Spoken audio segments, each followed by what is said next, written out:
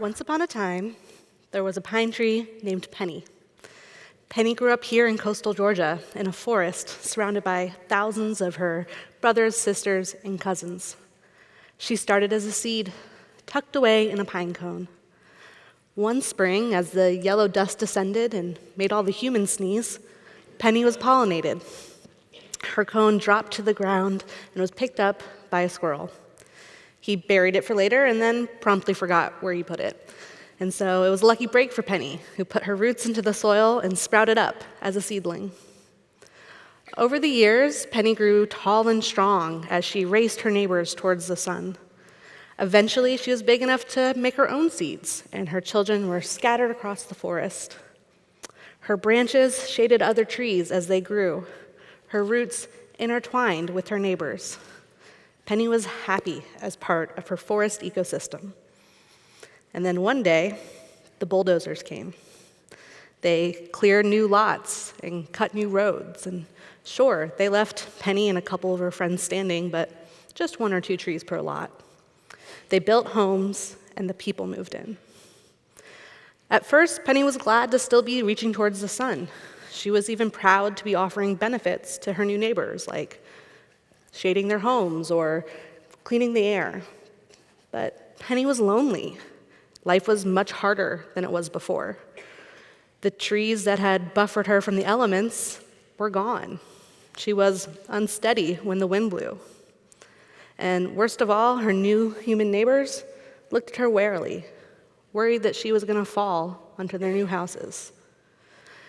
Sure enough, a storm comes rumbling through, and Penny tried to hold on. She did, but the wind was just too strong. One big gust, and Penny fell on her neighbor's garage, crushing it. And so Penny's story ends in a self-fulfilling prophecy. You see, trees are social beings. They are meant to live in a community. They rely on deep connections that span years, life cycles, and even organisms. They have evolved to live in carefully balanced ecosystems. And when those ecosystems are disrupted through tree removals or urban development, it leaves trees susceptible to the elements. Pines become storm hazards.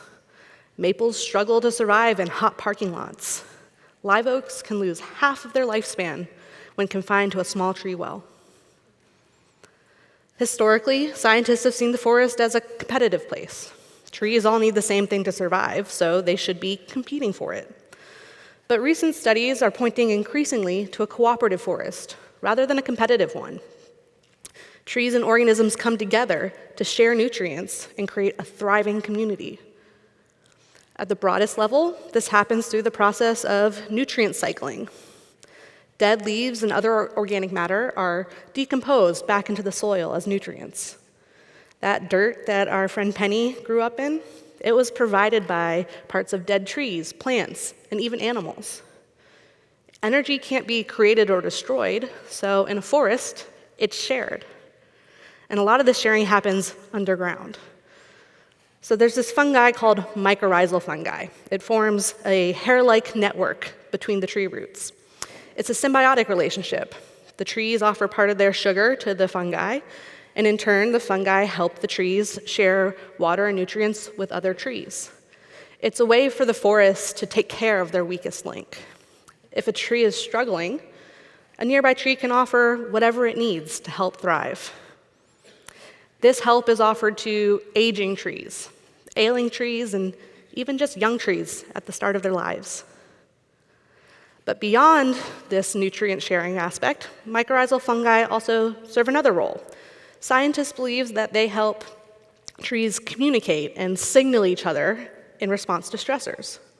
It's through a system that scientists have nicknamed the Wood Wide Web. Cute, right? Yeah. So here's how it works. So say a tree is infested with beetles. It's going to produce a chemical in response to that stressor. Then that chemical is going to be sent through the mycorrhizal network to the trees nearby and cues them to start also producing this chemical. It's a preemptive defense mechanism for these other trees. Trees can't move out of the way of danger, and so this allows them to respond as it comes. The other way that tree roots are connected is quite literally. Tree roots grow together. They even naturally graft onto one another. While Penny was busy putting her energy into growing up towards the sun, she was also putting out roots into her community. They intertwined and formed shared root systems. And yes, they helped with the nutrient sharing, but they also provided a a physical help to the tree. It buffered her from the wind for the whole pine stand. Because what one tree lacks, it relies on others to help provide. A forest is a diverse ecosystem. A healthy forest has a diversity of tree ages, species, and sizes. Older trees shelter younger trees as they grow. Tall trees provide the cover necessary for shorter, shade-tolerant trees to thrive. Those processes I just described, like mycorrhizal fungi and nutrient cycling, they don't just happen between trees of the same type. They happen across all types of trees and animals. They come together to form a thriving community. This diversity also allows trees to weather larger epidemics. So it's been proven that trees that are either isolated in urban environments or in monoculture forests are much more susceptible to pest and disease than their trees in naturally forested areas. That's because the strength in a forest comes from the way all of these organisms and trees come together to create a resilient ecosystem. It's because the value in a forest is in those connections. So, with these support systems offering such an important part to a tree's growth, it can be very difficult for a tree to grow without one. And yet, that's what we often ask of them. Now more than ever, humans are shaping trees' environments, and we're doing it wrong. Penny's story is not uncommon in this modern world. We often take away the support structures trees grow up with and then act surprised when they don't perform the same without them. We cut down surrounding trees and then wonder why trees fall during storms. We put trees in small, grate-covered wells and wonder why they don't thrive. Trees are meant to be in community, and human interference with trees breaks those connections. But we can do better. We can start by thinking about our urban forest as an ecosystem and not just a bunch of trees. We can think about the long-term impacts of tree removals and also of tree plantings. We can be intentional about the spaces where we plant trees, looking for larger spaces connected underground with plenty of room to grow. We can plant bunches of trees together instead of one-off trees or trees spaced equidistantly for aesthetic purposes. Putting tree connections at the forefront of our urban planning processes can help us shape the way our community looks. It can go from looking like this to looking like this.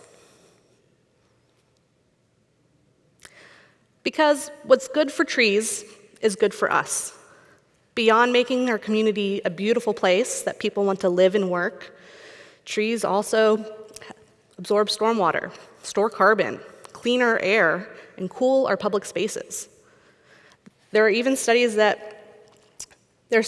show that more trees are linked to better physical and mental health. There are even studies that link more trees to less crime. Trees' success is inherently linked to community success. Look, trees are great neighbors, and it's time for humans to start being better ones.